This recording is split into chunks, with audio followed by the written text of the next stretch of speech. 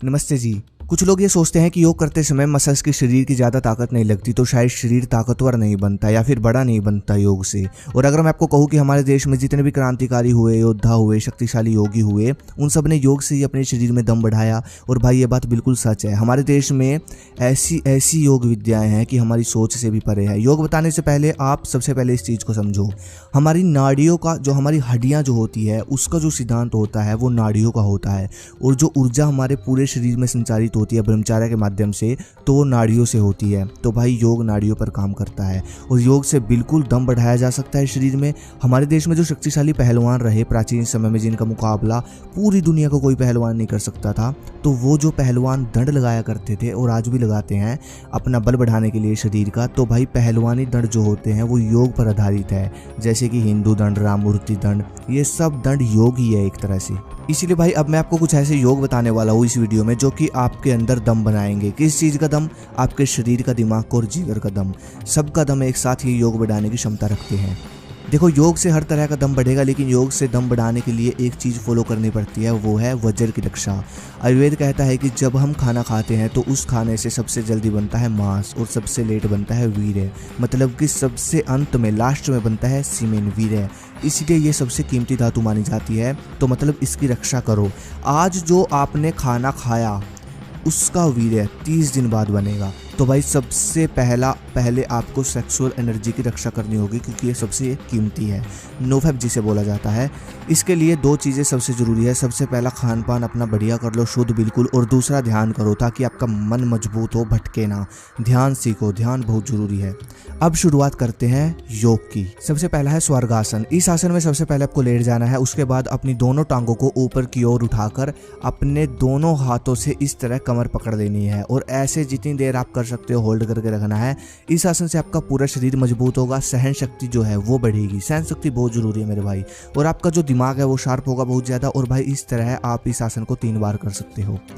दूसरा योग, आपको आलती पालती मारकर बैठ जाना है खुली हवा में बिल्कुल। उसके बाद आपको श्वास अंदर की ओर खींच लेना है नाक से और रोक देना है। और ऐसे ही सांस को रोक कर रखना है जितनी देर तक आप रोक सकते हो उतनी देर तक।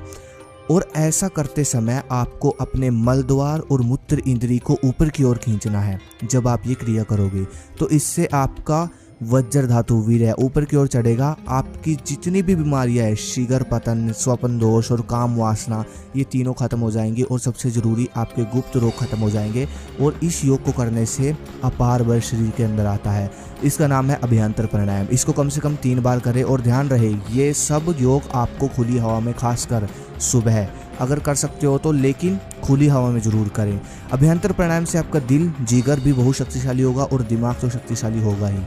तीसरा योग, कुंभक क्रिया। इस योग में आपको ऐसा करना है जैसे कि आप वर्कआउट करते हो। मान लो आप जिम कर रहे हो तो आपको कुंभक क्रिया के साथ जिम करनी है। आप दंड लगा रहे हो, कुंभक क्रिया के साथ लगाना है।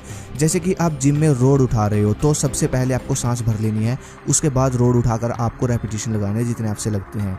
ऐसे ही मान लो आप दंड लगा रहे हो, पुशअप लगा रहे हो, तो सबसे पहले सांस भर लेनी है गहरी। उसके बाद उन सांसों को रोक कर पुशअप लगाने हैं जितने लग सकते हैं।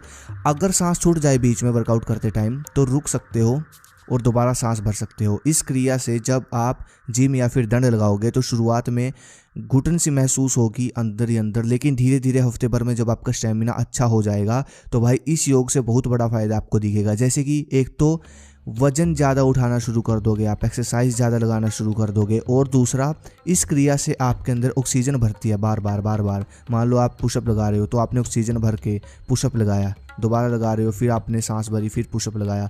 इस तरह बार बार ऑक्सीजन जब बॉडी में भरती है, जिससे होता क्या है, साथ साथ रिकवरी होती रहती है बॉडी की। जिससे होता ये है कि बॉडी में बल बढ़ता है और मसल्स मजबूत होती है और रिकवर होती है। और साथ में फेफड़े बहुत शक्तिशाली बनते हैं इस योग से। और अगला फायदा, आपका स्टेमिना तो बनता ही है। पहले योद्धा होते थे वो कुंभक क्रिया से ही दंड लगाया करते थे और अपना अभ्यास कुंभक क्रिया से करते थे। और पहलवान भी दंड कुंभक से ही लगाते हैं। तो भाई ये 3 शक्तिशाली योग जो मैंने आपको बताया, एक तो ये आप सुबह ब्रह्म मुहूर्त के समय कर सकते हो और दूसरा आप इनको कर सकते हो जब आपका वर्कआउट या फिर जिम में जब आप जाते हो, वर्कआउट आप करते हो तो उसके बाद अपना खुली हवा में बैठकर, या उस समय कर सकते हो। इन दोनों में से एक समय आप ये योग कर सकते हो, तीनों के 3 योग। ठीक है। और भाई 3-3 सेट, और बाकी 3-3 सेट बहुत है, 3-3 सेट आप इन योग के कर सकते हो 10 से 15-20 मिनट निकाल कर। तो भाई इनसे आपको भरपूर बल मिलेगा, दिमाग भी आपका, इसमें कोई शक नहीं है। जब आप ये योग प्लस नो फैप वीर्य रक्षा करोगे तो आपका दिमाग का भी दम बढ़ेगा, शरीर का भी दम बढ़ेगा और जिगर भी मजबूत होगा। बस अगली वीडियो किस पे चाहिए मुझे कमेंट करो। धन्यवाद। जय हिंद, जय भारत, हर हर महादेव।